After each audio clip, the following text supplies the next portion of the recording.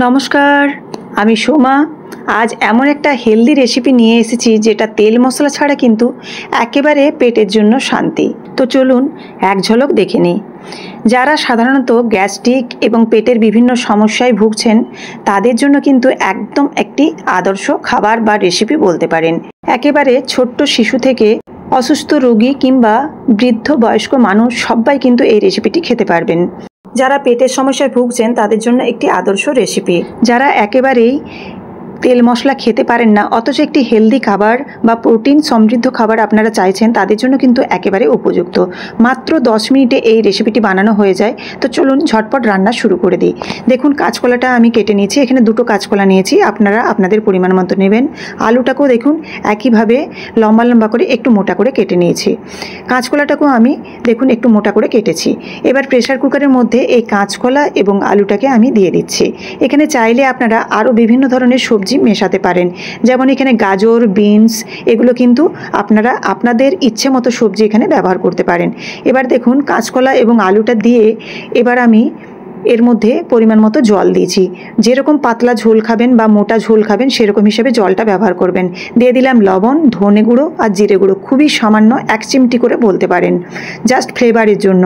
এবার একটা সিটি দিয়ে দিয়েছি। এদিকে চলুন আমি কড়াই চাপিয়ে দিয়েছি। কড়াইয়ের মধ্যে দেখুন আমি দিয়ে দিচ্ছি সর্ষের তেল, একদম 1 চামচের মতো, খুব একটা কিন্তু তেল এতে লাগে না। এবার দেখুন এর মধ্যে আমি গুঁড়ো করা কাঁচা পাঁচফোড়ন দিয়ে দিলাম, তেজপাতা দিয়ে দিলাম, দিয়ে এবার এখানে কুচনো পেঁয়াজটা দিয়ে দিচ্ছি। এখানে কিন্তু মেন উপকরণ এই দুটোই, পাঁচফোড়ন এবং পেঁয়াজ। কাঁচা পাঁচফোড়নটা আমি একটু গুঁড়ো করে নিচ্ছি যাতে খাবার সময় মেথি এবং কালো জিরেটা মুখে না লাগে। বাচ্চারা অনেক সময় কি হয়, মেথি কালো জিরেটা মুখে লাগলে খুব বিরক্ত বোধ করে, খেতে চায় না। তো অবশ্যই আপনারা পাঁচফোড়নটা গুঁড়ো করে নেবেন। দেখুন পাঁচফোড়নটা ভাজা হয়ে যাওয়ার সাথে সাথে আমি দিয়ে দিয়েছি কুচনো পেঁয়াজ। কুচনো পেঁয়াজটা দিয়ে দেখুন আমি একদম লাল লাল করে ভেজে নিয়েছি। এরকম লাল লাল করে ভেজে নিতে হবে, তবে পেঁয়াজটার মধ্যে সুন্দর একটা ফ্লেভার বেরোবে। এটা আমি সোয়াবিন দিলাম। সোয়াবিনটা লবণ জলে আমি সেদ্ধ করে নিয়েছিলাম। 1 চিমটে লবণ দিয়ে সোয়াবিনটাকে সেদ্ধ করে জলটাকে হাত দিয়ে নিগড়ে নিয়েছি ঠান্ডা হওয়ার পর। এবার সোয়াবিনটাকে ওই পেঁয়াজের সাথে একটু নেড়ে নিচ্ছি যাতে এই পেঁয়াজের যে ফ্লেভারটা সেটা যেন সোয়াবিনের মধ্যে ঢুকে যায়। এবার দেখুন সেদ্ধ করে রাখা কাঁচকলা এবং এখানে দিয়ে দিয়েছি আমি আলু। এই আলু এবং কাঁচকলাটা যে সেদ্ধ করেছিলাম প্রেসার কুকারে সেটা দিয়ে দিলাম। দেখবেন খুব একটা যেন ঘেটে না যায় সেরকমভাবে সেদ্ধটা করবেন। পেঁয়াজটা ভাজার সময় হলুদ গুঁড়ো ব্যবহার করেছি। এখানে চাইলে আপনারা পেঁপেও কিন্তু ওই আলু এবং কাঁচকলার সাথে সেদ্ধ করে নিতে পারেন।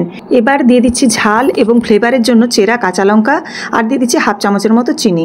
চিনিটা অবশ্যই কিন্তু একটু দেবেন, তাহলে কিন্তু টেস্ট অনেক গুণে বেড়ে যাবে। এবার দেখুন চেরা কাঁচা লঙ্কাটা দিয়ে এবার নাড়াচাড়া করে ভালোভাবে ফুটিয়ে নেব। এই কাঁচা লঙ্কাটাও পুরোপুরি অপশনাল, যদি খুব ছোট বাচ্চা হয় ঝাল খেতে না চায় সেক্ষেত্রে কাঁচা লঙ্কাটা আপনারা নাও ব্যবহার করতে পারেন।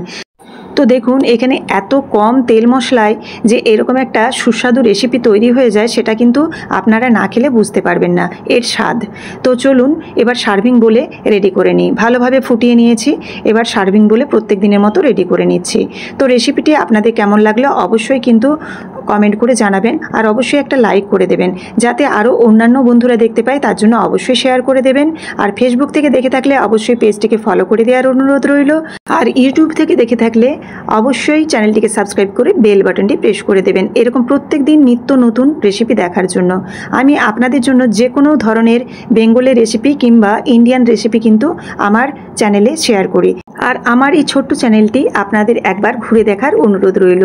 তো আবারও দেখা হচ্ছে নতুন কোনো একটি রেসিপির সাথে। সবাই ভালো থাকবেন, সুস্থ থাকবেন, আর পুরো রেসিপিটি দেখার জন্য অসংখ্য ধন্যবাদ।